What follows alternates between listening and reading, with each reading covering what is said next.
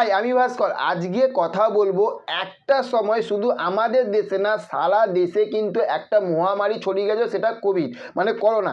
তো করোনার পরে প্রত্যেকটা ইন্ডাস্ট্রি কিন্তু নতুনভাবে লড়াই করার সূচনা নিয়েছিল। তার মধ্যে আমাদের বাংলা টলিউড ইন্ডাস্ট্রিও কিন্তু নতুন করে লড়াই করার সূচনা নিয়েছিল এবং তারাও কিন্তু আস্তে আস্তে আস্তে আস্তে কিন্তু সামনে শিখরের দিকে কিন্তু এগিয়ে গেছে।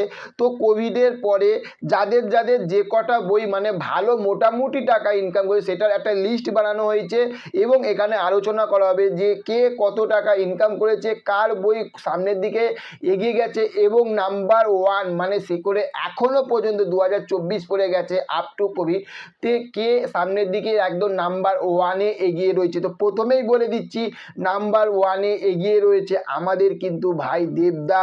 তার কারণ বলছি, যখন ভিডিওটা বলবো তখন মানে যখন এই রিপোর্টগুলো যখন দেবো তখন আপনারা নিজেরাই বুঝতে পারবেন কেন বললাম যে দেবদার নাম্বার ওয়ানে এগিয়ে রয়েছে। এবার যখন বলে না অনেকে যে ভাই এটা বেশি দেবদাকে বাড়িয়ে বাড়িয়ে বলা হচ্ছে, বেকার কথা বলা হচ্ছে, উনি অত বড় সুপারস্টার না। বস রিপোর্ট কথা বলে, আমি কত বড় মানুষ সেটা বড় কথা নয়, মানুষটার পরিচয়, মানুষটার ব্যবহার এবং রিপোর্ট কথা বলবে যে দেবদা বড় সুপারস্টার, দেবদা এগিয়ে রয়েছে কি এগিয়ে নেই। চলো সিনেবুজের রিপোর্ট অনুযায়ী প্রথমেই বলছি, প্রজাপতি এই বইটা ইনকাম করেছিল, যেখানে মিঠুন চক্রবর্তী স্যার এই করেছিল, অভিনয় করেছিল। সেখানে প্রজাপতি এই বইটা ইনকাম করেছিল 14 কোটি টাকা, অ্যাপ্রক্স 14 কোটি টাকা প্রজাপতি দেবদার বই ইনকাম করেছে। সেকেন্ড 2 নম্বর আর একটা বই যেটা কর্ণ সুবনের গুপ্তধন, যেটা আবিরদা অভিনয় করেছিল, এই বইটা 9 কোটি 25 লক্ষ টাকা ইনকাম করেছে। নেক্সট 3 নম্বর আর একটা বই যেটা জিদ্দার চেঙ্গিস, বিশাল বড় একটা প্যান ইন্ডিয়া রিলিজ হয়েছিল এবং এই বইটা সাফল্যের সাথে ইনকাম করেছিল 8 কোটি প্লাস। এই বইটা চেঙ্গিস, এই বইটা ইনকাম করেছিল জিদ্দার। 4 নম্বর বই দশম অবতার, সেটা আমাদের এই দুর্গাপুজোর সময় রিলিজ করেছিল, যেখানে আমরা প্রসেনজিৎ, অনির্বাণকে এবং যিশু সেনগুপ্তকে অভিনয় করতে দেখেছিলাম। তো এই বইটা ইনকাম করেছিল 7 কোটি 25 লক্ষ টাকা। দশম অবতার এই বইটা ইনকাম করেছিল।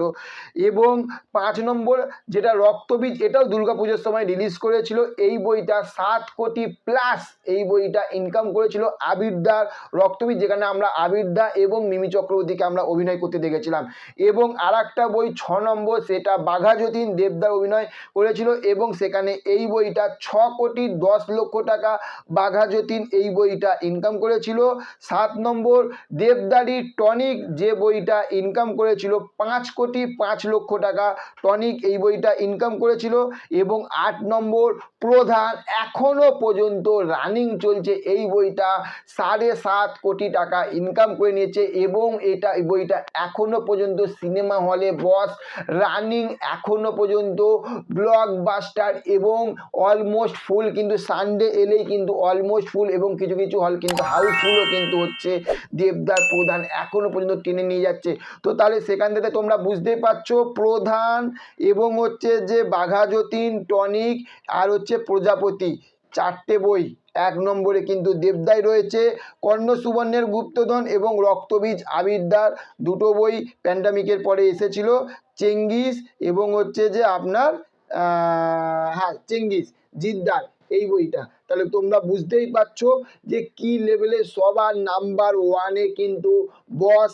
কোভিডের পরে যে কটা বই রয়েছে সবার আগে কিন্তু এগিয়ে রয়েছে দেবদা। তাহলে এই জন্য বলি না যে মানুষটা রিপোর্ট কথা বলবে, মানুষটা কোন জায়গায় আছে, আমাদের মুখের কথা শুনে লাভ নেই, জাস্ট রিপোর্ট কথা বলে। তো চলো, তোমাদের কি মতামত অবশ্যই কমেন্ট বক্সে জানাবে, আর ভিডিওটা ভালো লাগলে লাইক কমেন্ট শেয়ার করবে। আর চ্যানেলে যদি নতুন হয়ে থাকো এইরকম ভালো ভালো আপডেট পাওয়ার জন্য, দেখার জন্য অবশ্যই চ্যানেলটিকে সাবস্ক্রাইব করবে। ভালো থাকবে তোমরা, দেখা হচ্ছে নেক্সট অন্য কোনো ভিডিওতে। Okay, thank you, have a nice day, tata, bye by.